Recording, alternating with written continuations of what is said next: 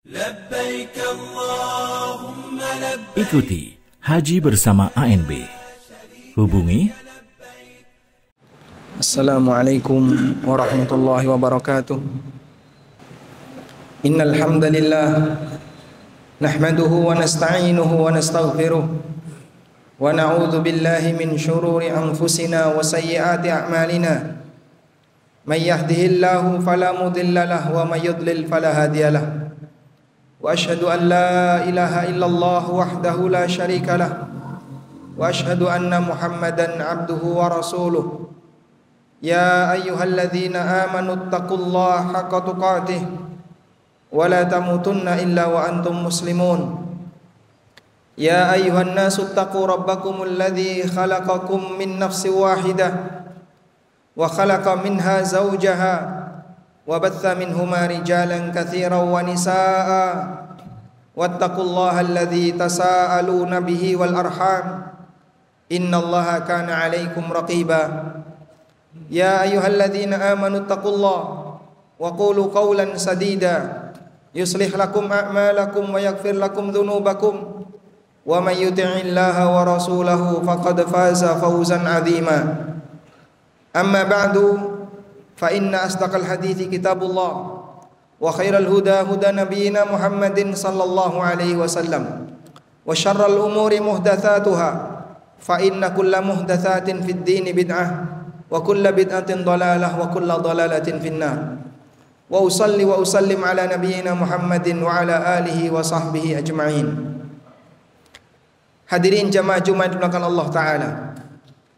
Pertama, kita layak bersyukur atas kemudahan yang Allah berikan kepada kita untuk bisa melaksanakan rangkaian ibadah sepanjang bulan Ramadan. Bagi para sahabat Nabi sallallahu alaihi wasallam, pertemuan dengan bulan Ramadan adalah anugerah besar, sehingga mereka membagi waktu dalam satu tahun menjadi dua, yang isinya berdoa kepada Allah Subhanahu wa taala. 6 bulan sebelum Ramadan mereka memohon agar dipertemukan dengan bulan Ramadan, dan 6 bulan pasca Ramadan mereka banyak berdoa kepada Allah agar amal yang mereka lakukan sepanjang bulan Ramadan diterima oleh Allah Ta'ala. Kita sebagai muslim yang sadar akan pentingnya bekal ketika menghadap Allah di akhirat, sudah selayaknya memiliki semangat yang sama bagaimana agar memanfaatkan Ramadan ini sebagai bulan perubahan, bulan untuk melakukan perbaikan dan menambah amal dan ketaatan di hadapan Allah. Setelah 11 bulan barangkali kita sibukkan dengan aneka aktivitas dunia. Jamal bahkan Allah Ta'ala, di bulan ini Nabi SAW memberikan motivasi dalam bentuk informasi bahwa pintu surga dibuka dan pintu neraka ditutup. Pintu surga dibuka memberikan isyarat ketaatan yang dilakukan oleh seorang muslim di Ramadan berpeluang besar diterima oleh Allah. Dan pintu neraka ditutup artinya perbuatan maksiat yang dilakukan oleh seorang muslim ketika dia bertaubat berpeluang tidak akan mengantarkan kepada neraka. Oleh karena itu jamaah, sudah selayaknya sekali lagi kita melakukan penambahan ketaatan dan perubahan di bulan Ramadan. Jika di bulan Ramadan ibadah kita tidak semakin bertambah, selain hanya puasa wajib, salat kita masih jarang di masjid, ibadah wajib kita kadang masih banyak yang kurang, bacaan Al-Quran kita masih banyak yang kurang. Jika di bulan Ramadan kita tidak bisa meningkatkan amal ketaatan, mau cari bulan apa lagi? Kalau bulan Ramadan sudah tidak bisa ada peningkatan, berarti di bulan yang lain lebih parah dibandingkan bulan Ramadan. Sehingga inilah kesempatan, barangkali kesempatan yang terkuat bagi kita, yang terbesar bagi kita untuk melakukan perbaikan. Di antara jamaah yang hadir di masjid ini pada waktu Jumatan, barangkali tidak hadir ketika sholat 5 waktu selain Jumatan. Maka kami harapkan di bulan Ramadan mari kita latih diri kita.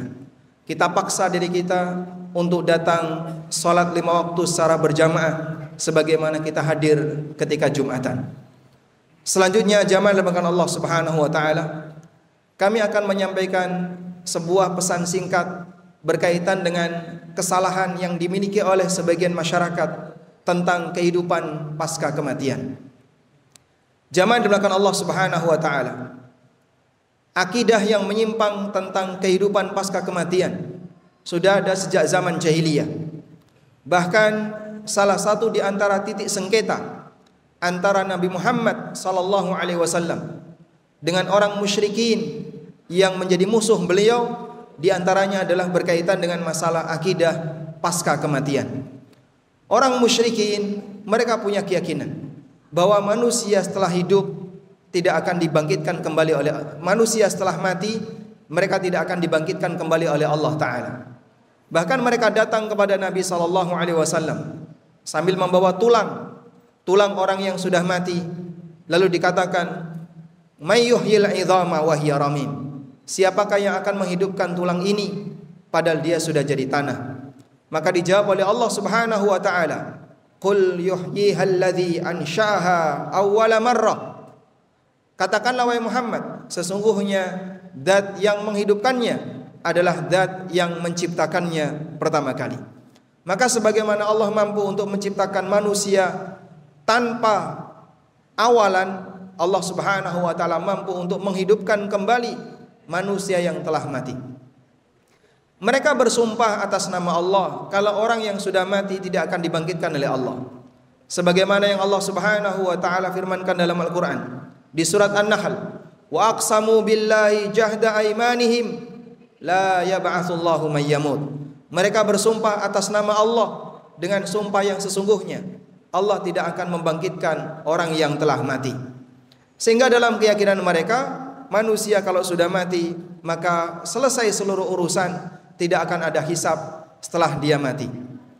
Oleh karena itulah keyakinan semacam ini membuat mereka semakin durhaka. Yang dolim makin dolim, yang jahat makin jahat, yang menyimpang makin menyimpang, yang suka berbuat onar makin suka berbuat onar, karena dia tidak punya anggapan bahwa nanti setelah ini akan ada pertanggungjawaban. Dan di antara mereka ada yang punya keyakinan hidup di dunia ini ujungnya adalah kematian. Setelah mati selesai. Sebagaimana Allah Subhanahu wa taala sebutkan di surat Al-Jathiyah, wa qalu ma hiya illa hayatuna dunya. Mereka mengatakan kehidupan kami hanyalah kehidupan di dunia. Namutu wa nahya, kami hidup dan kami mati hanya di dunia. Wa ma yuhlikuna illa dahr, dan tidak ada yang menyelesaikan ini semuanya selain waktu. Kalau sudah datang waktunya mati, ya mati, selesai. Dan tidak ada keyakinan bahwasanya nanti mereka akan menjalani hisab di hadapan Allah Subhanahu wa taala. Lalu Allah katakan, wa ma lahum bidzalika min ilm. Mereka ngomong seperti itu karena bodoh, tidak punya ilmu. Karena itulah jamaah dibelakang Allah, kalau sampai ada orang yang punya anggapan bahwa pasca kematian tidak ada lagi kehidupan yang kedua, maka anggapan semacam ini hakikatnya adalah melestarikan keyakinan jahiliyah yang sudah diperangi oleh Rasulullah sallallahu alaihi wasallam. Selanjutnya yang kedua, ada sebagian orang yang punya keyakinan bahwa setelah orang itu mati, arwahnya bisa kembali ke muka bumi. Dan keyakinan ini juga dimiliki oleh sebagian masyarakat jahiliyah. Sebagaimana yang Allah firmankan di surat Al-Mu'minun ayat 99 dan ayat yang 100. Allah Ta'ala mengatakan, hatta idza jaa ahadahumul mautu qala rabbirji'un la'alli a'malu salihan fima taraktu kalla innaha kalimatun huwa qailuha. Sehingga ketika datang kepada mereka kematian, qala rabbirji'un, maka mereka mengatakan, ya Allah, kembalikanlah aku ke muka bumi. Setiap arwah yang dicabut oleh Allah, yang dia dulu ketika hidup di dunia ketaatannya kurang, bahkan dia durhaka kepada Allah, meminta agar dikembalikan ke muka bumi. Semua arwah. Namun apa kata Allah Ta'ala? Kalla, gak mungkin. Innaha kalimatun huwa qailuha, itu hanyalah kalimat yang mereka ucapkan saja. Wa mi waraihim barzah, dan di belakang mereka ada barzah. Barzah bermakna hajizah, pemisah. Dengan pemisah barzah ini, maka arwah yang sudah mati tidak akan mungkin bisa kembali lagi ke muka bumi. Padahal mereka bercita-cita agar bisa balik ke muka bumi. La'alli a'malu salihan fima taraktu, agar aku bisa beramal saleh yang belum sempat aku kerjakan. Itulah harapan besar arwah. Tapi keyakinan ini salah. Allah mengatakan tidak mungkin arwah bisa kembali ke muka bumi. Dan masih banyak sebagian kaum muslimin punya keyakinan seperti ini. Di antara mereka ada yang meyakini bahwa orang setelah meninggal dunia maka ruhnya selama 40 hari akan kembali pulang. Ada juga yang punya keyakinan bahwa orang ketika sudah meninggal dunia, ketika bulan Ruwah atau bulan Sya'ban sebelum Ramadan, roh itu keluar dan kembali ke muka bumi, gentayangan, kemudian minta untuk diberi sesuatu, dan aneka keyakinan yang lain. Dan baru saja saya mendapatkan pertanyaan dari salah seorang jamaah. Ada tokoh agama yang ngaku kiai bisa memanggil arwah, biayanya 3 juta. Masya Allah. Dan masih banyak orang yang percaya, sehingga dia jadi korban kebohongan. Kalau kita didatangi orang semacam ini, saya bisa mengembalikan arwah bapakmu gratis, itu saja kita nggak mau, pasti bohong. Karena mustahil, Al-Quran mengatakan dusta, apalagi bayar. Dan dia minta bayaran, bisa mengembalikan arwah bapaknya yang telah mati atau siapa yang telah mati ke muka bumi, kemudian terjadi komunikasi, padahal itu semuanya adalah kedustaan.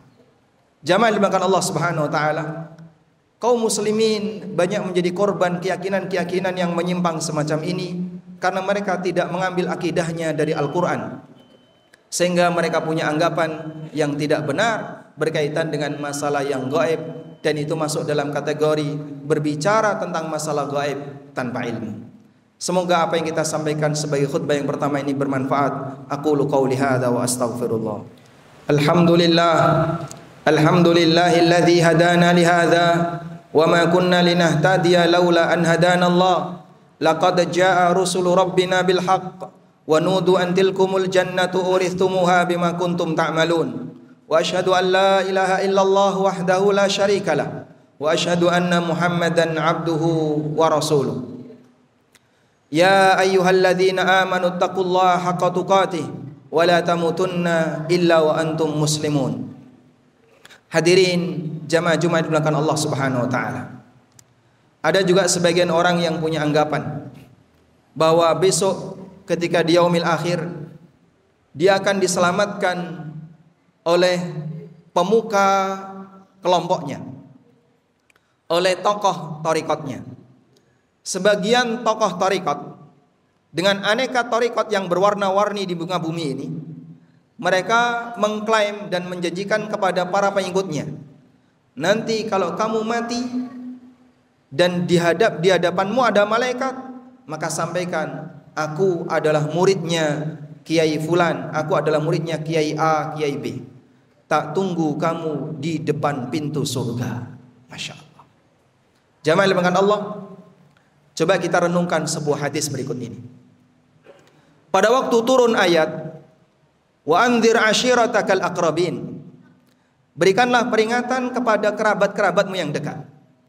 Maka Rasulullah SAW ngumpulin keluarganya, anak-anak beliau, paman-paman beliau, bibi-bibi beliau dikumpulkan semuanya. Lalu beliau menyampaikan kepada anak-anaknya, ya Fatimah binta Muhammadin, sali min mali ma syi'ti, la ughni anki minallahi syai'a. Wahai Fatimah bintu Muhammad, kau boleh minta hartaku sesukamu, tapi aku gak bisa menyelamatkanmu di hadapan Allah. Maka orang kafir, walaupun keluarganya Nabi, kalau dia tidak beriman, maka seorang Nabi tidak bisa menyelamatkan. Sebab masing-masing orang bertanggung jawab terhadap amalnya sendiri-sendiri. Itulah ajaran Islam. Beda dengan ajaran agama sebelah. Bapak ibu rajin ke gereja, gak rajin ke gereja, nanti pasti akan ada sang juru selamat. Apa bedanya orang taat dan orang ahli maksiat? Kalau semuanya akan diselamatkan oleh sang juru selamat. Kemudian keyakinan ini dibawa ke tengah kaum muslimin oleh beberapa pemimpin thariqat. Lalu dikatakan bahwasanya, kamu nanti ketika di surga bilang saja, saya adalah muridnya Kiai A, nanti tak tunggu di depan pintu surga. Siapa yang punya hak untuk memasukkan orang ke dalam surga? Hanya Allah Subhanahu wa taala. Datang seorang sahabat kepada Nabi sallallahu alaihi wasallam, "Ya Rasulullah, man as'adun nasi bi syafa'atika yaumal qiyamah?" Ya Rasulullah, siapakah orang yang berhak dapat syafaat di hadapan, siapakah orang yang berhak mendapatkan syafaat dari Anda besok di hari kiamat? Apa kata Nabi sallallahu alaihi wasallam? Beliau tidak bersabda, orang yang akan mendapatkan syafaatku adalah orang yang mencium kuburanku. Orang yang mendapatkan syafaatku adalah orang yang mengusap-ngusap makamku. Beliau tidak bersabda demikian. Tapi yang beliau sampaikan adalah as'adun nasi bi syafaati yaumal qiyamah man qala la ilaha illallah khalisan min qalbi. Orang yang akan mendapatkan syafaatku besok di hari kiamat sehingga dia bisa berbahagia adalah yang mengucapkan la ilaha illallah ikhlas terbit dari hatinya. Artinya dia ahlu tauhid. Dan Al-Quran telah menegaskan bahwa syafaat siapapun tidak akan bermanfaat kalau tidak diizinkan oleh siapa? Allah Subhanahu wa taala. Man dzalladzi yashfa'u indahu illa biidznih. Tidak ada yang bisa memberikan syafaat di hadapan Allah kecuali dengan izinnya. Allah juga menegaskan, wa kam mim malakin fis samawati la tughni syafa'atuhum syai'a illa min ba'di ay ya'dzanallahu liman yasha'u wa yarda. Banyak malaikat yang tidak bisa ngasih syafaat kecuali bagi mereka yang diizinkan oleh Allah, bagi siapa saja yang dia kehendaki dan diridai oleh Allah Subhanahu wa taala. Jadi jamaah Islam itu mengajarkan masing-masing kita berjuang dengan amalan sendiri-sendiri. Sehingga siapa yang nasabnya baik tapi kalau amalnya jahat maka akan dihitung sebagai penjahat. Rasulullah sallallahu alaihi wasallam mengatakan, "Wa man batta'a amaluhu lam yusri bihi nasabuh." Siapa yang telat amalnya, nasabnya tidak akan bisa mempercepat dia menuju surga walaupun dia anaknya kiai. Sebab agama itu tidak bisa dikuasai oleh nasab. Mungkin kerajaan di muka bumi bisa ada sistem oligarki, tapi akhirat gak berlaku seperti itu. Sehingga tidak ada istilah bahwa keturunan orang baik tapi dia jahat, tidak beramal baik, nanti dia akan dapat jaminan surga. Karena masing-masing akan beramal sebagaimana perjuangan yang dia lakukan. Karena itu Nabi Nuh tidak bisa menyelamatkan anaknya yang mati kafir. Nabi Ibrahim alaihissalam tidak bisa menyelamatkan bapaknya penyembah berhala. Demikian pula siapapun tidak akan bisa menyelamatkan orang lain, sebab masing-masing sibuk dengan dirinya sendiri. Semoga dengan keyakinan semacam ini kita semakin sadar bahwa masing-masing kita akan mempertanggungjawabkan amal sendiri-sendiri, bukan dipertanggungjawabkan oleh organisasi atau dipertanggungjawabkan oleh pemimpin thariqat atau dipertanggungjawabkan oleh seorang kiai. Semoga Allah Subhanahu wa taala memberikan kita akidah yang lurus sehingga dengan modal ini kita bisa mendapatkan surga Allah Subhanahu wa taala. Allahumma salli ala Muhammad wa ala ali Muhammad kama sallaita ala Ibrahim wa ala ali Ibrahim innaka Hamidum Majid. Allahumma ighfir lil mu'minina wal mu'minat wal muslimina wal muslimat al ahya'i minhum wal amwat innaka sami'un qaribun mujibu da'awat ya qadiyal hajat. Allahumma inna nas'alukal huda wat tuqa wal afafa wal ghina. Allahumma aminna fi awtanina wa aslih a'immatana wa wulata umurina wa a'inhum ala tanfidhi amanatihim. Rabbana atina fid dunya hasanah wa fil akhirati hasanah wa qina adzabannar. Wa sallallahu ala nabiyyina Muhammadin wa ala alihi wa sahbihi wa sallam. Wa akhiru da'wana alhamdulillahi rabbil alamin wa qumu ila salatikum.